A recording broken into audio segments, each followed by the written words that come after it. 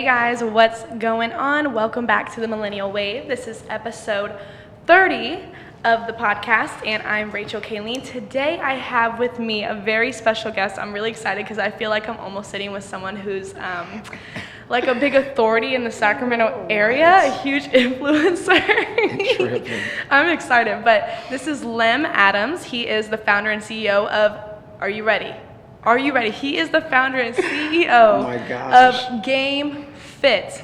Hashtag Game Fit Certified. I know you've seen him on Instagram. I know you've seen all your friends that you go to high school with or college with. They all go to him. They all go to his facility. He's doing absolutely incredible things, but not only is he the founder and CEO, he's also a business developer. He's a mentor. He is just like a full-blown leader to so many people in the community, and I'm really excited to have you on the podcast. Man, I appreciate you give me an introduction like that. I'm here like every week. I want to be here on episode 30, 31, 32. I appreciate that. I mean, I definitely want to have you back in the future. I want to have a lot of people back that are doing big things now, but I know we'll be doing bigger things later. So I want to know we talked a little bit before we started the podcast. I want to get to know you a little bit better because before you even came in here, I didn't even know your name. Because on your Instagram, it just says Game Fit. You know? Absolutely, yep. So Lem Adams, short for Lemuel. My full name is Lemuel. Okay.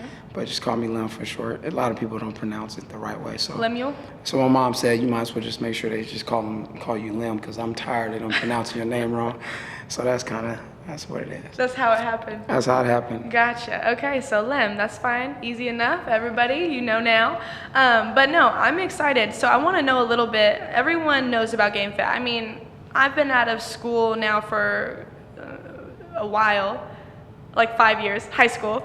And when I was in high school, I saw everybody like Game Fit certified, Game Fit certified, Game Fit. Everybody, Jordan Thomas, CJ, like all the football players, a lot of the athletes, even people that weren't necessarily athletes. And it's crazy how much I feel like your brand has grown, your business has grown, and I've never even been a part of it yet, you know, but I'm excited.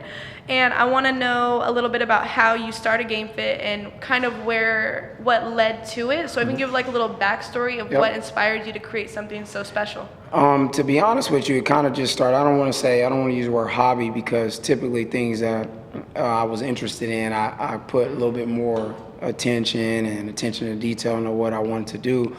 But I know in between playing football, I've always was training athletes just on the side and kind of trying to help develop the youth when it came to, sports and just trying to make them fundamentally sound and making sure their technique was proper and right. So in 2012, kind of to make a long story short, I said, hey, this is something I think I want to pursue, not just as like a short-term job or something I'm just kind of doing on the side. I want to make more of a career out of it. So in 2012, I was fortunate enough to find a location right off Del Paso Boulevard. And I really, I didn't have a business background. I just had a training background, and I love to connect with people and work with athletes and student athletes and parents. So we just came up and kind of created a brand that we really didn't feel was gonna take off as quick as it did. The name Game Fit kind of took off. The name took off, but we really didn't still have initial attention with all of the athletes and the student athletes. We obviously were sponsoring a lot of different kids and really trying to generate what we wanted to eventually have as a successful business. And then we had athletes like CJ and Jordan kind of come in initially, and they kind of helped build the brand through word of mouth. And then before you knew it, 2013, 2014, we really started to see some wave with the Game Fit certified and just the athletes that we were developing. And James Sample was one of the premier athletes who eventually went on to play in the NFL and played at Grant High School. He was one of the real big athletes who ended up getting drafted. And after he got drafted, it just kind of went wild. He was someone that kind of started with me from start to start and really got it rolling. Before you knew it, Terrence Mitchell, who's now with the Browns, and Darnell Sankey and all the guys in the NFL just started, just really repping the brand and talking about what it does, not only from athletes, but from a mental standpoint and what it was doing in the community and the youth. And then it kind of just took wave with city councilmen and coaches, and now, going on 8 years later, we like to feel that we've built something pretty special. I think that's incredible. And one of the things that you first said was it was kind of, you didn't want to call it a hobby, but it's something that you decided you want to make a career at one point, then you opened the business, you didn't have a business background. It sounded like it just, like, you just did it, you know what I mean? But Yeah. can you, like, give a little context for maybe someone that wants to do something like that? Yeah, I think taking risk, I've always been what some would probably say is a risk taker. I've been like that ever since I was little. I kind of, so to speak, I will always take the road less traveled. When everybody else wanted to do this, I was like, nah, let's go do this. So I think that kind of rolled with this opportunity. I think it was something I was making pretty good money in the career field that I was in. But I said, if I really want to pursue this and really kind of take a risk to make this something I want to do long term and as a career and really kind of change the lives of people and give back and still have an opportunity to make an income doing it, what's wrong with that? And I stopped everything I was doing at the moment. I just said, hey, we're just gonna make this thing rock.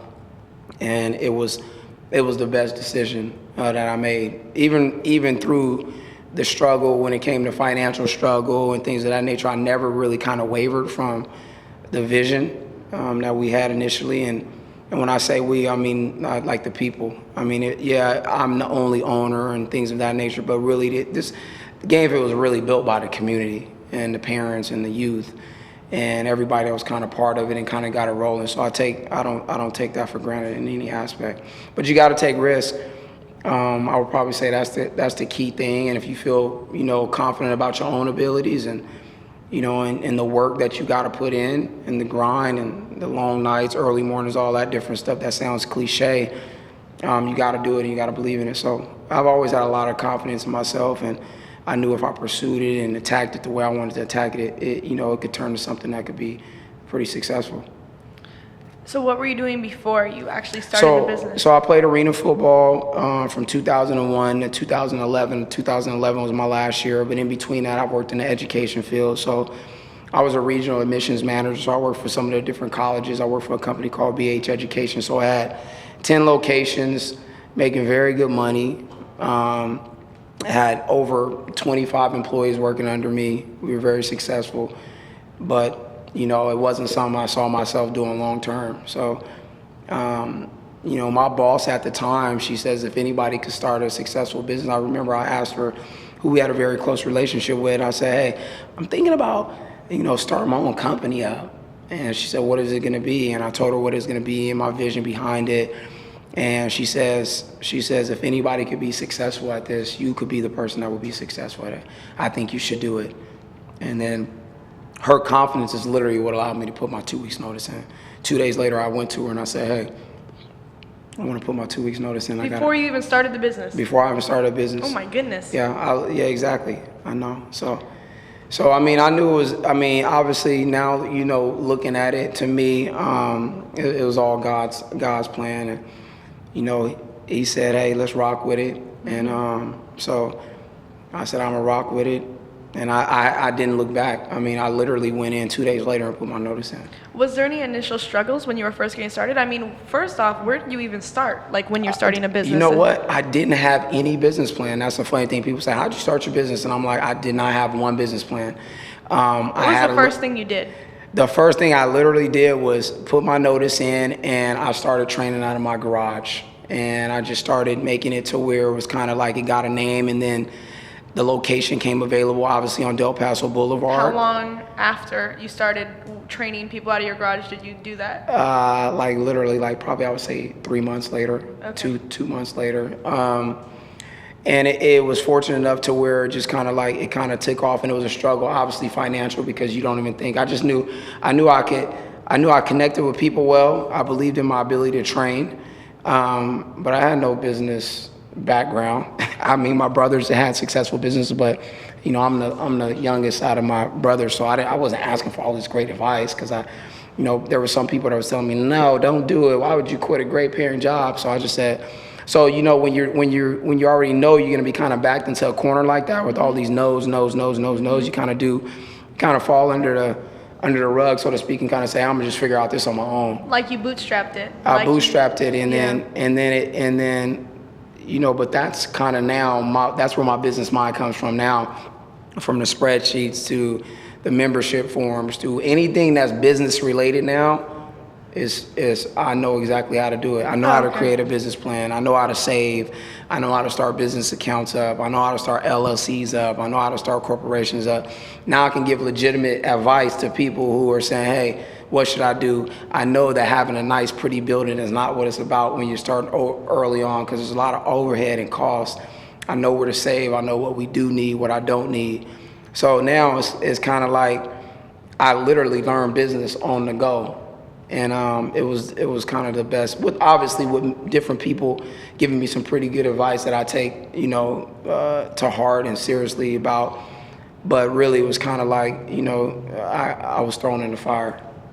That's a fact. Yeah. So what were some of the first initial struggles that you feel like you had to deal with that really hit you hard? And never, like, it doesn't sound like you ever, felt off from your vision, but more so what kind of made you think like, damn, what did I just put myself into? I would probably say it's still something that you still deal with, that I still deal with today. I mean, it's kind of like you're still, you always have, in this industry, in any industry, especially when you're starting a business up and you're having some success, just like when you have success, you still have a lot of people telling you, no, you can't do it, or they're better than I am, or what we do. And you just kind of like, it's that sometimes, in a sense, is your motivator. You know what I mean? And it's kind of like, when you struggle and you've been at the lowest points, it's kind of like you've remembered there's no lower point than you could have been when you didn't know how you were going to pay rent on the building. So you just learn that, you just take the good with the good. When you feel like something bad's going to come, you just shake it off ahead of time, because you're prepared. So now I would probably just say some of the things that I dealt with, is just learning how to save. Not saying, hey, you know what, because other people are doing this, you got to have this, you're trying to have better. You just stay to what you believe in. You keep grinding. You don't worry about what's on the outside of other than what you got going on in your own house. And then you know how to deal with it. So early on, because you don't know what to expect, you don't know what kind of feedback you're going to get from people, and you really don't know how to respond or how to keep going, because you probably get more negative than positive initially. But that's what motivates you. I mean, that's kind of what it continues to continue to drive me. And I like to say to people that are around me, and I like to think that's kind of why our athletes are so successful. Our parents believe in what we're doing.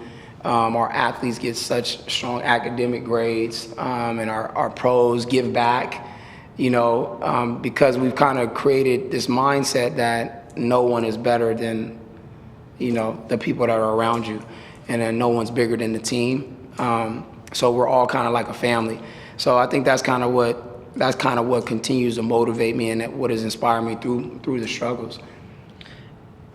Did you ever have a mentor when you first started? I would probably say I had. I don't want to use the word mentor when I first started, but probably year 2, year 3, after some struggle, I was fortunate enough to meet Jamal Liggins, who's now that's my premier mentor in the training game, who's Odell Beckham's trainer.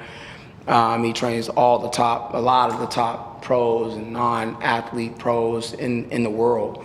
I was fortunate enough to meet him through a gentleman by Mike Bobineau, who worked with Nike at the time, and said, hey man, I got to get you with this guy. And Jamal didn't give his number out to anybody. Mm-hmm. To meet with Jamal is like, you're like, what? So, what? I'd be nervous too. So you got to make sure you follow him on the gram too. You guys got to make sure you Wait, say the name again? Jamal Liggins. Jamal Liggins. So that's like Odell Beckham's trainer. I mean, he trains all the top guys, but obviously Odell's one of the big ones. So, I was fortunate enough he reached out to me, and loved what I was doing. And that's when you don't know who's watching. You just stay to the grind, and you never know. He had been kind of following some of the stuff that I've been doing without saying anything, but until we made this connection, and just said, I'm gonna give you some advice that's gonna change your life. You got a piece of paper and pen handy? And then I said, absolutely, and I got my pen and my paper handy. He says, now, you know, a lot of people pay a lot of money for this advice, but because what you're doing, I'm going to get this to you for free. So I thought that was kind of funny. I said, oh, wow, okay. Can I ask you something? What's up? I know that he doesn't give that advice out like that, but like, what's one of the first things, maybe that he didn't tell you, but that you asked him? Well, I'm going to tell you right now, he was just playing with me. It really didn't cost no money. Oh, my God. But the advice he told me was, believe in what you're doing, fight through the struggle. And kind of like when people are doubting you, that's when you just got to dig deeper. And he started asking me how much I was giving back to people and what was I doing for the community and what does the community think about me and how I got to get connected with that and just making sure my intentions are correct and everything I do, every move I make, don't worry about what other people are doing. Don't worry about what other people are saying. You know, you left a very well-paying job. You've had a lot of success in your career. You've changed a lot of lives. Continue to stay on that platform.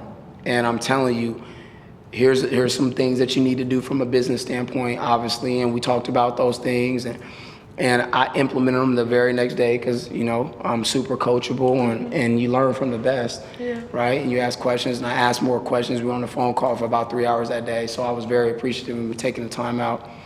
And he told me, he says, you know, if you do those different things, we're gonna follow up once a week, and we connected once a week. He said, I'm gonna bring you out one summer, and he brought me out one summer with Odell and everybody. Oh and, my God! Yeah. So and now he's probably one of the biggest influences in my life, and he has obviously he's the most successful, who I feel, athletic trainers when it comes to gross revenue and relationships and sponsors. That back him 100% on everything that he wants to do. So, and I'll always remember that relationship, and I'll never take that lightly. So, and I enforce that daily. I enforce those values and those mindsets with all my people. I'm curious, you have all these amazing connections. You've met some incredible people. You continue to surround yourself with the right people that you don't only want in your life, but, you know, bring something to it too. And I want to know, like, how are you meeting all these people? Like he mentioned, what are you doing for the community? Are you going out into the community to meet these people, or are they coming to you for training and then you guys kind of build the relationship? You know, I do a little bit of everything. I mean, I've hammered the phones. Really? Of course. For clients or for relationships. Okay. I mean, I would go to events, and I still do these things. Obviously, I'm not able to do them as much now, but I definitely relate now my trainers to do the same things that I did, you know, so they have really good ideas on what to do. But I've knocked on doors. I mean, I've walked in businesses like this and talked about the business, and people look at me and funny. I mean, those are things that you got to do. I've been at events and, you know, farmers markets, when you're like, what in the world is someone at a farmer market talking about game fit for? You know, but then it ties in together about healthy eating and all that, and how that ties in together, nutrition seminars or whatever it may be, coaches and teams and other trainers. I mean, you know, so other sports industries as well. I mean, all goes hand in hand. So, I mean, those are things you got to do. It's a lot of stuff. It's a lot of grind that you don't want to do, but it's going to pay off in the long run. So, and I've never been, you know, shy about going in and talking to people. I mean, that's just what I do. So, but I mean, you got to do whatever it takes, really. I mean, if you want something to be, you know, I want to be very successul. So I'm willing to do what it takes to be successful, the ethical way. So, I mean, I'm good with however it pans out. When you first initially got started and you were looking at the idea of starting GameFit and what it could become, is it different now than what it was when you first started? And what was it when you first started? When it first started, you know, to be honest with you, I mean, my wife was one of those people where it's kind of like, she always know I have crazy ideas. For her, it was, you know, she kind of like helped me just say, hey, you know what, here's what you need to do. Here's what you need to stick with. This is what you need. Don't try to do too much. Stick with speed and agility. You're going to get a lot of football players and different things like that. Start with that and then build from that. and then watch it grow. Don't try to add on all these different things until you're able to kind of be successful at one thing. So I would say that was very helpful. And at times, of course, I tried to get away from just sticking to that. But once I found that kind of formula and that worked, I kind of just started nicking at that. And now, to this day, that's kind of what we do. We kind of build a speed and agility back platform where we feel like we get our athletes a lot faster, more explosive, quicker, whatever it may be, with the emphasis on whatever specific sport that they have.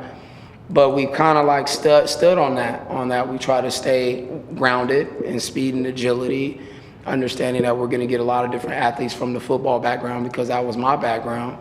And then once that starts kicking in to other athletes, say, oh, you only train football players? You say, no, we train all athletes because I'm certified in speed and agility and athletic training.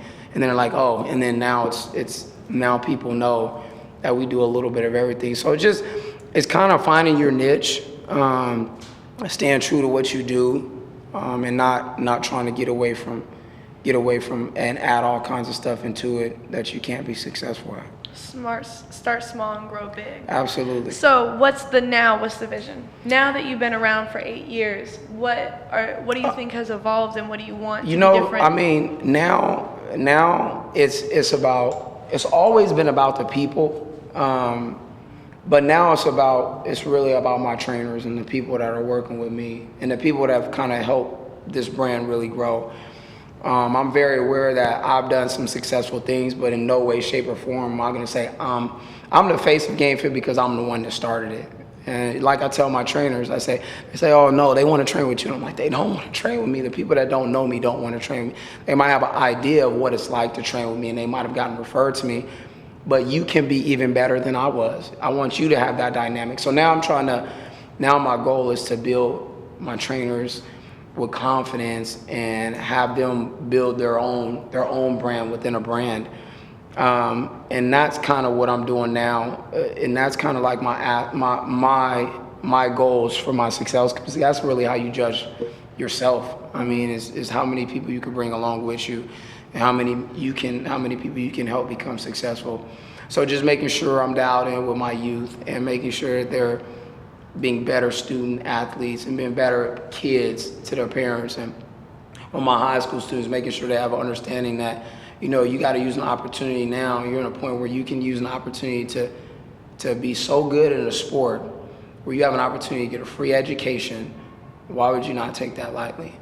And then my pros showing out, talking about how they got to give back and how they're in a role now where they might have not been in such fortunate situations and people help them. And so it all kind of goes hand in hand and what they need to do. And it doesn't need to be money, and you don't have to give back money. You can give back your time and your energy to people. So now just trying to teach those around me how to do that, because I've been fortunate enough to have some great people helping me along the way. 100%. So what do you think are some of the key things that really has made you guys successful over the last few years? Obviously, people's number one, but what do you think is when someone else is starting up a business, any business, because I feel like it's very universal, right? Yep. It's a universal language. What are some of the key things that people need to have, like to make sure that the business not only stays in business, Yep. but it grows? Ethics, man. I'm telling you, ethics has been very key to me.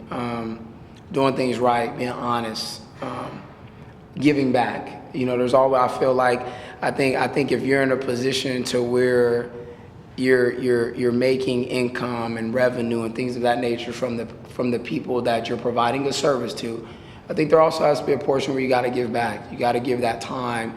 You got to do different things. You got to sponsor certain kids. And, you have to have certain discounting. And this doesn't need to be on the big model. I understand every business doesn't feel that way. But for me, starting up a company, I think that allowed us to have success because it built trust. Yeah. And I feel like, what we'll be fine as a company as long as we do what we need to do on our side from an ethical standpoint. Being honest with people, and if we can't provide something, we tell them we can't provide it, and we might not be the right place. If someone's not working hard, as how we feel that they should be working, and being able to say, hey, you know what, when you're serious about, really grinding and working hard and being successful and changing things, then come back to us. And not being scared to do that. I think, and we've always been that, and those are the values and the morals that we have. So when starting up any company, especially I can speak for what we've done, our industry, is I think you gotta have that. And I think other companies would probably echo that as well. You gotta know the intention. You gotta know the intentions, and I like to feel like I understand I'm not gonna make all the right moves and decisions for people, but one thing I do know is that my ethics and my intentions are right by every person. It might not feel that way, but they are. So would people consider you like a hard ass? Yeah, I think the people, I'm straightforward. And I think you learn to be that through the struggle. I think because, having success and not having success, I think I just inspect what I expect. I mean, if I want something done, I'm going to make sure I inspect that it was done. It's no different than a parent would with their kid. I mean, if a parent says, hey, I need you to clean your room on Tuesdays and Thursdays, the mom and dad are going to make sure they clean their room on Tuesdays and Thursdays. If they didn't, there's going to be some consequences. Yeah. Now, and I'm like that, but I think a lot of successful people are that way. But then at the same time, I'm very compassionate and very understanding, and I'll give the shirt off my back, and people know that as well. I want to know, what are some things that I have another question to this, so I'm going to try not to forget it. But the first one is, what are some of the things, characteristics, and habits that you came into this business with that you thought you were helping them, but it actually ended up kind of backfiring? Like maybe you were too kind or whatever the case may be. What are some things that you really had to switch around? I think letting too many people in. And you say, well, what do you mean by letting too many people in? I think when you're so excited about what you're doing, and you feel like it's so good, you want everybody to be around it. And when you open your doors to everybody, sometimes you let a lot of positive in, but you also let a lot of negative energy in. And at those times when you're having a positive, you're hoping that the positive energy is going to outweigh the negative energy, and that's not the case. So I thought that was the way to go. But you learn through the business and how the business grows and how it develops and the environment that you're trying to create. If you're looking for a high energy place with a lot of positive and a lot of great energy and a good vibe, if that's what you're trying to build, you have to have that's what you got to feed off. So that's what it will attract. And then at the same time, when there's so much good energy in a building, the negative energy, it doesn't even want to be around it. So now I know that, and although we want everyone to come in, we don't want bad vibes. We don't want bad energy. Why? We want people to be successful, and we want to be excited, and we want to be happy when they come to our place. And within that, there's gonna be some success, but we understand there's gonna be some struggle. But we feel like we've created an environment now where even when the energy gets somewhat negative, it's switched right away because they understand the environment that they're in now. And what are some things that you had to develop, some skills, some habits that you had to develop over the journey throughout the process of 8 years? I think just evaluating the people, the why. Why do they want to come to Game Fit? I mean, there's so many different places out there that they can get training from. Why? What makes us so different? And evaluate the client and the people, and what is important to the parents. What are they trying to get from this? I mean, we have so many people that just want their kid in our training facility because they want to become better athletes, and that's great. But what else do they want other than athletics? How about for the kid that is an average athlete, but an athlete that they don't even want to play at the next level, or that's not what they want to do? Why else are they here? And it's things like they want to be more confident. We've seen what you guys have done for our kid. Our kid was the most shyest kid. They were getting bullied in school, and ever since they've been Game Fit, they were just wearing a Game Fit shirt, and everyone knows not to mess with them now because those are the stories that we love. So to answer that question, those are the things that we want to make sure is happening and continue to happen. I mean, when it's all said and done, yeah, I want to be recognized as one of the premier trainers out. But, it's like a teacher and a parent. You're supposed to be a good teacher. You're supposed to be a good parent. It's the other things that you bring to the table. So I want them to know, hey, you know what? Nah, Lem was a good trainer, but man, that dude cared about us, and he was a better person. Oh, by the way, he was a good trainer. So I want that to be on the end. No, that's not the first thing. I love it. I already know when people listen to this, they're gonna want to keep listening. But I think honestly, like that, even though your trainers aren't here and your clients aren't here either, you can just tell when I hear your voice how genuine it is and how authentic it is. So I feel like that just attracts people right off the bat. And you alone, you are creating the culture for the trainers and the clients. And just that alone, I mean, it's electrifying. Like people want to be around it. I mean, if I was someone in that same position, which I have been in that same position, if I would have known about you back when I was getting all this trouble in school when I was younger, I would have definitely went to you because I wanted a mentor. I wanted someone that could help me. And, I feel like you help a lot of kids, not only kids, but adults that are going through more things than just fitness-related aspects. But I appreciate you, and I want to know, I have one more question. Yep. This is something that I try to ask every single guest when they come on, but I want to know what type of opportunities people have to work with you, whether it be from, I know you already told me this a little bit earlier, but from a training aspect, a client aspect, or even like a mentorship aspect. I know you're super busy. I know that you have a lot going on, but just for people that listen to this and are like, wow, like I want to work with somebody like that. I need a mentor like that. I wish I had somebody in my life like that, or a program like that. What would you say? And is there anything open? There's priority lists, right? So, like I said, you asked me a question. My priority right now is kind of to change people. And so that's at the top of the list. Mm-hmm. So right now it's a great time. Although we're busy and we're doing different things, we're never too busy. It's like a kid. It's like a kid. I could be doing all kinds of stuff, and if a parent's like, hey, my kid was acting up in school, you got some time to talk to him or her. Yeah, I'm not. That's a priority. Yeah. You know what I mean? Because at that split second, you don't know what can happen if that conversation does not happen, especially in the times that we're in right now. So right now is a good time. I mean, they can hit me up on Instagram. I'm very accessible on Instagram. I reply to my messages. Instagram is at Game Fit Sac. Game Fit Sac. Yeah, Game Fit Sac. So they can definitely reach out there. They can also give us a call, 916-550-0658. That's at the facility. So I mean, we're always in. And then, like I said, my trainers, they know the routine to get people with me, and they'll say, "Hey, Lem, you got to talk to this person." So they know. We're very accessible. We're not. People think, "Oh my gosh, you're so busy. I see you doing this." I'm like, I'm busy. I've always been busy. So it's just it's a priority. And right now, our priority is kind of, like I told you, is to change the people around me for the better. So. I'm pretty accessible. Cool. All right, guys, you heard it here first.